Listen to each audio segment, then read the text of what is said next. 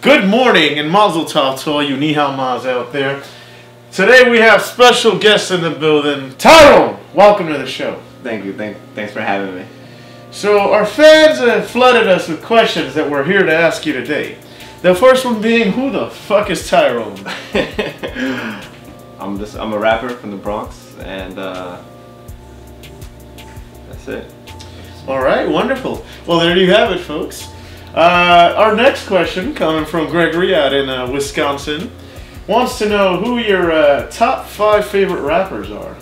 That's a good question. I'll say Lupe, Eminem, Kanye West. That's about all the time we have for that. What was the first record you had, and how did you steal it? Oh, well, I didn't steal my first record. Oh, you did? I didn't actually buy it, but my mom got it for me, and it was NSYNC's No Strings Attached. Wow. So here's a question that we have from one of our fans out of Mexico. What aspects of the music writing process do you love, and which ones do you hate? Or music making. Let's go with that. The part that I love is definitely the moment I finish and I just listen back to the song I just made like 1,000 times in a row. But what kind of love are we talking about here? Is it like a Bobby and Whitney, or like a Rihanna, Chris Brown? Is it a Bobby and Whitney and very Rihanna, Chris Brown? That's not good options. The only options I was given, right? All right. Well, if I had to choose between those, I would say Rihanna and Chris Brown, because it's more contemporary. You know, you got to get on them beats sometimes. I don't know if I can condone that message, but you should. And what do you hate about it?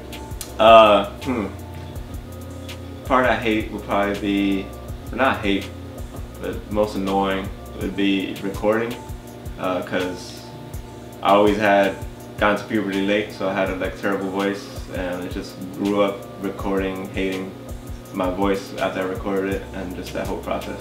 I know how you feel, being, a formerly trained jazz musician myself. Sometimes I don't hit the notes I'm looking for, and I can't figure it out because I don't have any music theory. Yeah. Moving on. Yeah. Our next question. Hailing from places unknown, coffee or tea? Definitely tea. Why so? It's just water with leaves. There you have it. He doesn't like pressed beans in any way. Gin or juice? Gin has its applications, but I would say I'm a juice guy. You and I are very far apart. Alright, coming from a man who spends his life looking at travel videos on the internet, what 5 places would you like to see one day? So I'm going to Thailand soon. So Thailand, I'm gonna start that #1 because it's something I know I can get done. Mexico for sure. Got a lot of fans out of Mexico. Shout out Mexico, viva. Kyoto. Did you say Plexico, like Burris? No, Mexico. Oh, It's excuse country. me. Tokyo is Tokyo country? No, Japan. Tokyo, Japan, yes. Yeah. Kyoto is in Tokyo, if I'm not Kyoto, mistaken. yeah. I'm bad at geography, so. Me 3. What else? That's 3. We got let's say France and fucking Alaska. How did you get started in music? In high school, me and my boy, who's a producer now, my God. Hear that guy is incredible. He actually is. More on him in the next interview. Yeah, so we heard Hip Hop Is Dead by Nas, and we was fucking with his message, but we was like, nah, hip hop can't be dead, we gotta save it. So we started rapping, and I hadn't rapped before that, so my first rap was terrible. And my teacher, who I looked up to, made sure that I knew that my rap was terrible. It hurt my feelings. So well, we have a surprise for you today. Elijah Gallion is in the building. Oh, he's not? Oh. I was ready to get hyped. Sorry. Yeah, so after he told me my bars were whack, I went back home, wrote a new verse, and he was never able to say that again. You have been touching on the subjects of mental health and meditation. Any advice for anyone who has trouble with both? Yeah, so I've been struggling with like anxiety, and I've recently like had some panic attacks, which were weird.